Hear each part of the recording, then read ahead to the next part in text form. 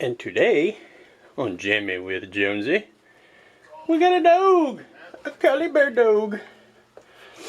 Now we're going to be working on this way. We're going to be working on the Damien Schecter Diamond series. Going to be doing some stuff to it. And I'm going to show you guys some of my new tools that I got. Number one being, bam, the guitar neck rest. Been needing one of these for a long time. Beautiful, beautiful. Alright, here we go. I know that you guys can't see me, and you're looking down at the guitar. Number one that you want, biggest thing, is a good clean microfiber cloth. And what I do is I start just by trying to get some of the stuff off the guitar, you know, first, because it's really bad. I didn't realize how bad the guitar was. It's pretty bad. But you get into the hard to reach places first and try to knock some of the dirt off of it first. See my arm? Isn't it great? I got dogs that want to wrestle and fight and bite me. That's alright. It's all good. But try to get the pickups clean and try not to push on them too much either. A lot of people are different about, you know, pushing on pickups. See, this one's a little high. I might need adjustment on it. We'll adjust everything eventually. And just do a quick wipe down on the neck. I don't even know if you guys can see this. Just do a nice quick knock off of the dust and a little bit of the dirt on the head. Where are we at? Frets are bad. Dirty bad. Alright, now here's what I got. I got some Gobi Labs, which I really love this stuff. But Gobi Labs is what I use on a guitar that has like a clear coat on it. This doesn't have a clear coat. I think it does have a clear coat, but it's not like it's a flat clear. So I'll use this kind. This is what I use for the fingerboard conditioning, because this is rosewood and it needs conditioning bad, because I'm getting a lot of fret sprout. And what that does is the wood shrinks. Metal doesn't shrink. And when the wood shrinks and it pulls in, well, these stay the same. Your frets stay the same size. The wood pulls in and you get little burrs right here on the edges. And if you're playing, I don't know if you can hear that, but it can actually cut your fingers. The metal can. And when you get down here into these frets, man, they are sharp. So, back to doing the body, I've got this Music Nomad, and it is made for matte and gloss finishes. So I like the Gobi Labs. I use that on all my other guitars, but on my matte finishes, I use this right here, Guitar Detailing.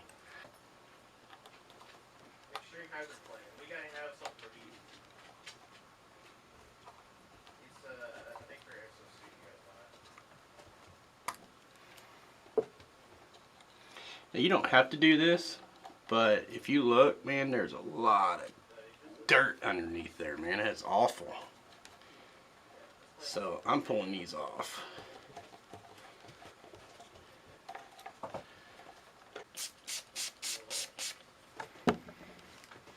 Smells good too. And we just polish away all of the dirt.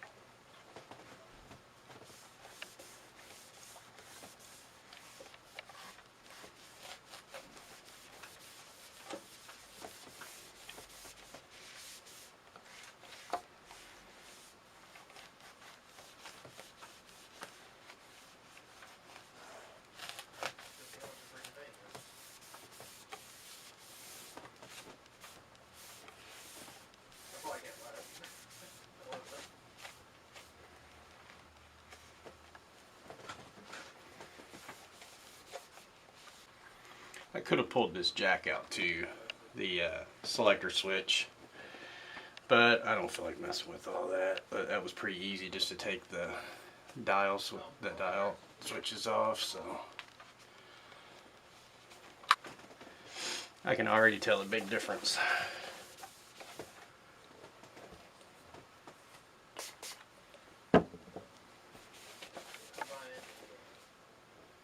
This stuff smells like a pina colada smell. Is what it reminds me of.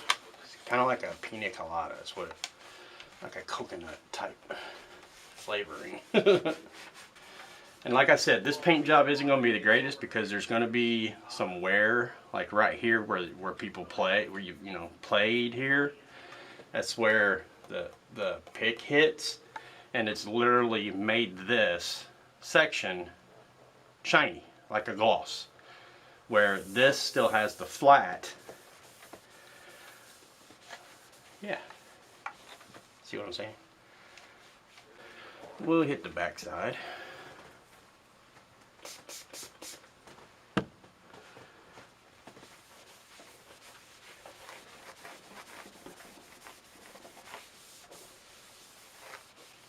But as you can see, man, already 100 times better looking.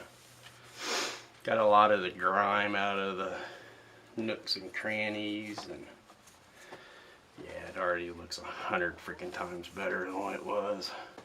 Alright, all the wiping down on the body is pretty done.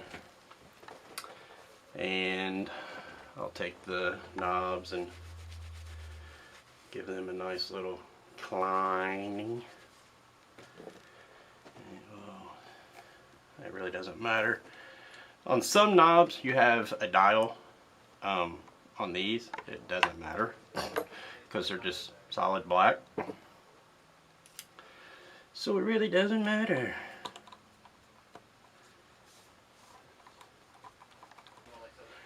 Okay, now next we're gonna tackle the neck. This neck has got, oh my gosh, it's bad. It's awful bad. And man, I would almost take a little bit of steel wool and kind of like touch it up a little. But we're going to try the Gobi Labs. Every time I've ever conditioned my other fretboards, I usually clean them, you know, wipe them off. If I'm sweating playing, I'll wipe them down afterwards. You can tell this has been sweated on and not wiped down for a long time. So, this is the Gobi Labs. A lot of people tell you don't use lemon oil on the necks. To each their own. I've seen people use lemon oil. I've seen people not use lemon oil. This is orange. Like a orange. It says orange powder. It's probably like orange pill or something. Okay, I got you guys zoomed in. Hi. With this neck being as bad shape as it is, I'm going to try rubbing this stuff on first, and if that don't cut it, I'm spraying some on it. And I'm going to let it sit for a minute, 10-20 seconds. And then I'm going to start buffing it off. And then if it still doesn't clean it, I'm going to break out the steel wool. Oh man, it smells like oranges. If you've ever like used the orange, what the hell is that called? Gojo, or not Gojo, it's orange, something hand cleaner.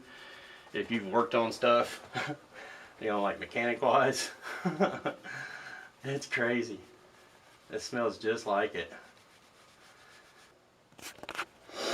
If you can tell the difference, of course I need to wipe that off. It's got an excess. But there's how bad they were looking. Difference in them. Dang battery died. Oh, we had to change batteries. Do you hear that? That's what I'm talking about fret sprout. And if you get a little bit of this stuff on your guitar, just clean it off real good. It polishes right off. Subscribe, like, comment. That was retarded. But when have you not known me and my brother to do something that wasn't retarded? Never.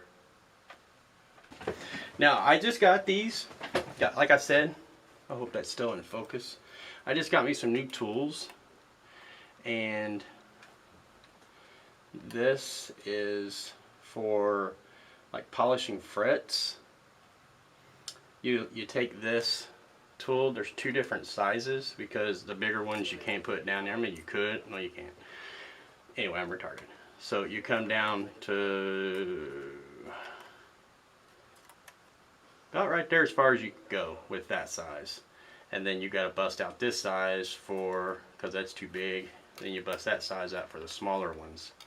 And I'll show you what you do. You take a little bit of steel wool, you come up here to the fret, and I like to reach under and hold it. And you just give it a nice little buff.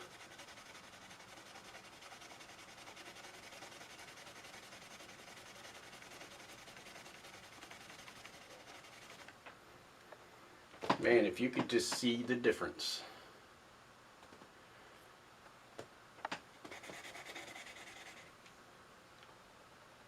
And basically all I'm doing is knocking I'm not rounding the frets. All I'm doing is polishing the frets because they're dirty and strings will hold on those if you're bending the strings.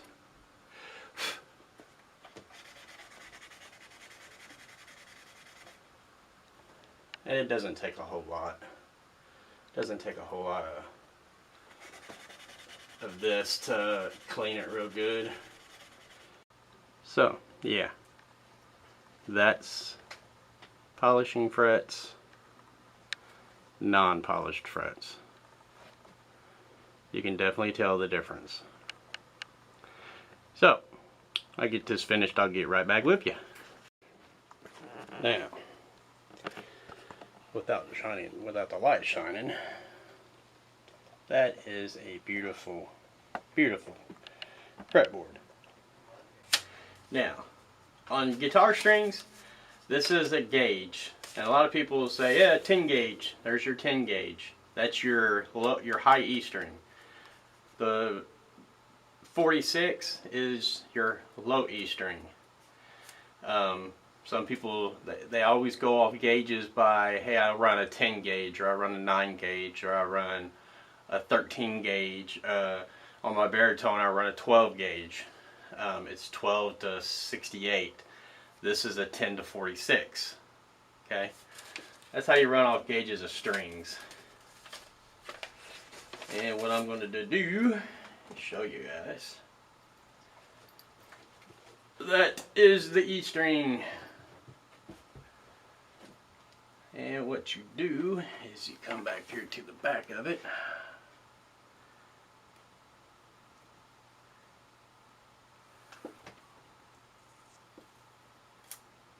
Fish it through the hole. And I'll take, hope you guys can see this. I'll set the guitar on my neck for a minute. I'll take the E string, which you can see the difference in the strings. This is the E, the low E string.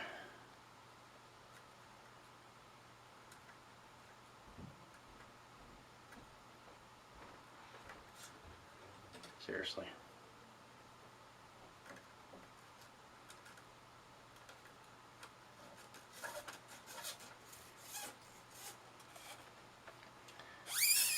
All kind of people use different gauge strings. Stevie Ray Vaughan, for instance, he used to run a 13 gauge string, and that is some thick ass strings. Now, the reason that these strings they're really close to the frets is I haven't set the saddle yet. I took the saddle all the way down so I can adjust the saddle, and then I can adjust the pickups, and I will adjust the neck too. That you've seen how I string, or how I clean it, clean the frets, polish the frets, clean the fretboard, give it a good clean. I'm going to go ahead and string it the rest of the way, and that's boring, so you don't have to watch that if you don't want to. Today we cleaned the body as good as it's going to get. It's had a long time without cleaning. We cleaned the fretboard, polished the frets, and string, and we put the new nut on, and we stringed the guitar. Next week we are going to, I'm going to set the saddles, I'm going to set the neck, and I'm going to set the pickups. Then we're going to jam on it. That's why it's called Jamming with Jonesy. And down here we'll set the intonation also. Just remember, just keep jamming, don't stop. And we'll see you on the next one. Later.